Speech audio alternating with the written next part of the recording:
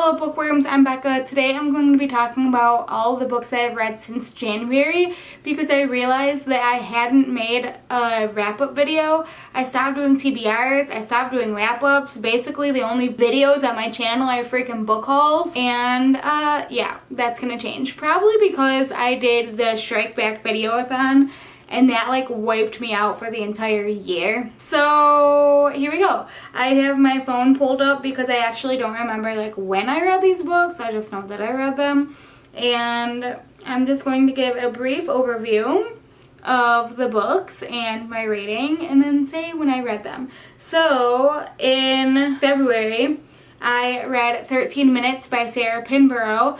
I got this book from NetGalley and I read it on my Nook on my Kindle app, which is, I mean, it is what it is. This is basically about a girl who is like an all that girl at her school, but then she like wakes up in a hospital and is told that she was dead for 13 minutes, clinically dead for 13 minutes.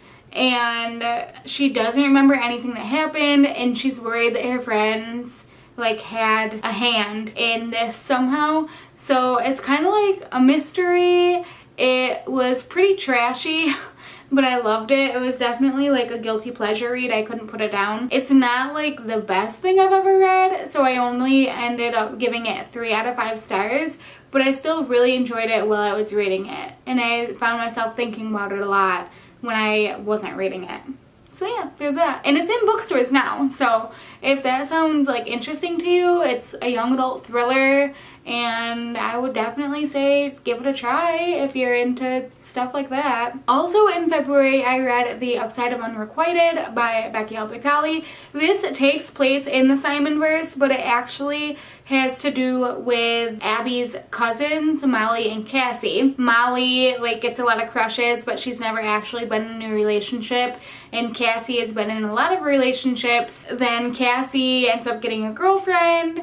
Molly is feeling lonely, and she's also in the middle of like these 2 boys. She doesn't know like which one to choose, but it doesn't play off in a very tropey way like a love triangle or anything. I actually really enjoyed reading this book. I didn't love it, but I didn't hate it, and it's a very diverse book with a lot of LGBT. Molly and Cassie have 2 moms. Cassie is in a relationship and her girlfriend is Pan. I mean, if that's anything that Becky Albertalli can get right, she does very diverse books and she does them really well. So I did end up enjoying this book. I would probably reread it. I kind of want to reread like all of the Simonverse books together as a whole and then give my thoughts after I read all 3 of them. I read A Tragic Kind of Wonderful by Eric Lindstrom. This is about a 16-year-old girl with a bipolar disorder. It was really difficult to read, but the one thing that I loved about this book is that at the beginning of each chapter,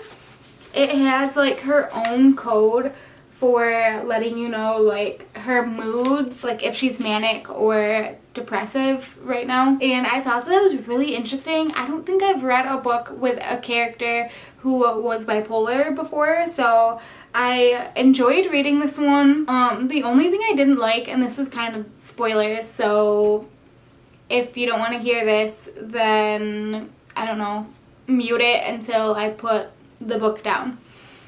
So basically at the end of the book, she kind of comes to terms with her therapist that she's bisexual, and it's just done in such a weird way. Like she's subconsciously bisexual. And I did not like that at all. For some reason that really rubbed me the wrong way. The other thing that I really did love at the end though, she has like a complete mental break. And it's like freaking crazy. Like she has a crazy manic episode. And it was like one of the most real mental breaks that I've ever read. And I've read a lot of mental health books, so I love that so much. It was really interesting. Like the mental illness part was really interesting, but there were other aspects of the book that I did not love. I still gave it 4 out of 5 stars, so I must have really enjoyed the mental health. In April, I read Shatter Me by Tahira Mafi, which is the first book in that series, because, what is it, Restore Me came out or something like that. and I was like the only person on the planet who've not read any of the books. So I decided to give it a try, and I didn't hate it. I gave it 4 out of 5 stars.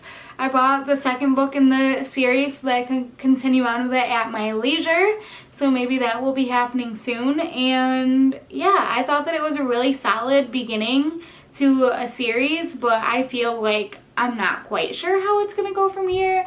And also, I hate Warner so much, so it kind of like bothered me as I was reading the book, just knowing how much people love Warner. And I don't think that like I can just forgive him for everything that he did in this book, but that's my own stuff to go through. Okay, I'm assuming that the last book that I finished in April was We Are the Ants by Sean David Hutchinson. This is like my new favorite book of all time.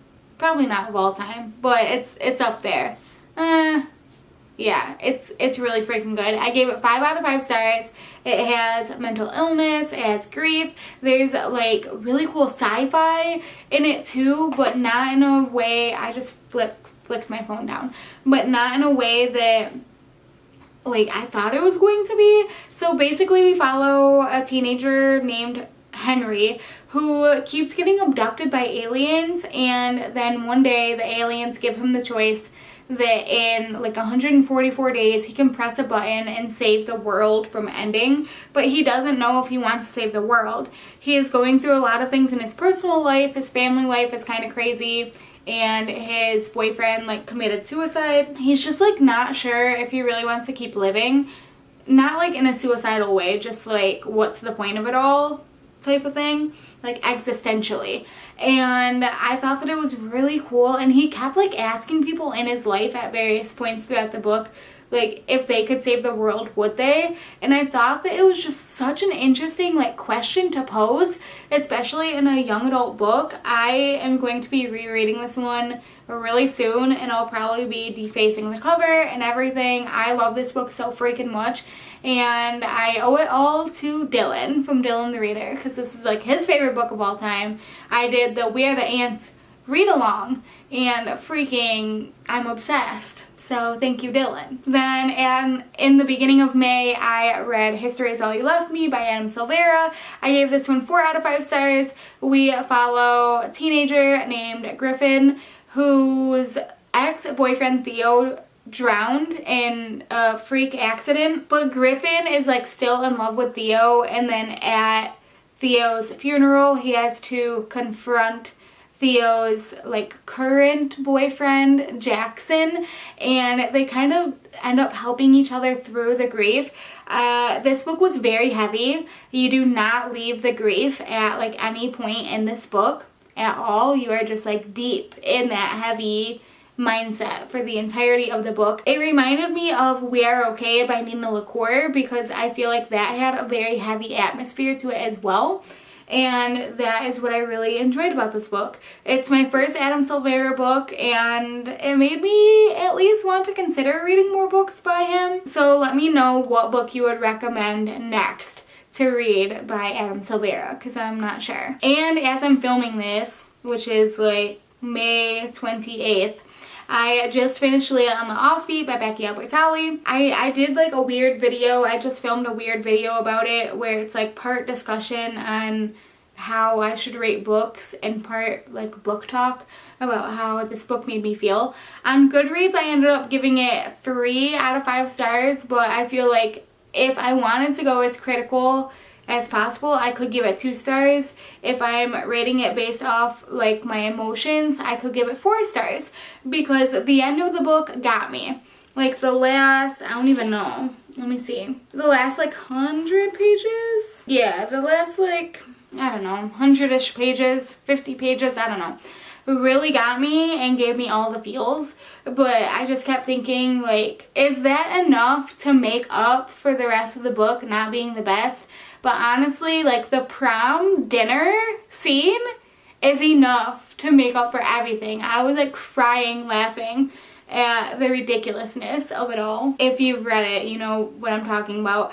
Basically, though, I do just really love the Simonverse so much. I think Becky Albertalli built a really great universe for us to live in, and I want to live in it. And just be friends with all of them. There you guys go though. That is everything that I've read so far since January. I haven't been reading that much. I feel like I went at least one whole month without reading anything. I tried reading A Wrinkle in Time too, and I ended up DNFing it because I was not loving it. I was reading it with my coworker and we both were like, wow, I don't love it. So then I was like, okay, I'm gonna stop reading this now because I could be reading something that I'm actually going to enjoy. Let me know down below in the comments, I guess, what you guys have been reading this year, what some of your favorites are. If I read any of your favorites so far, then let me know that too. That's all I got for you guys today, and I will see you next time. Bye!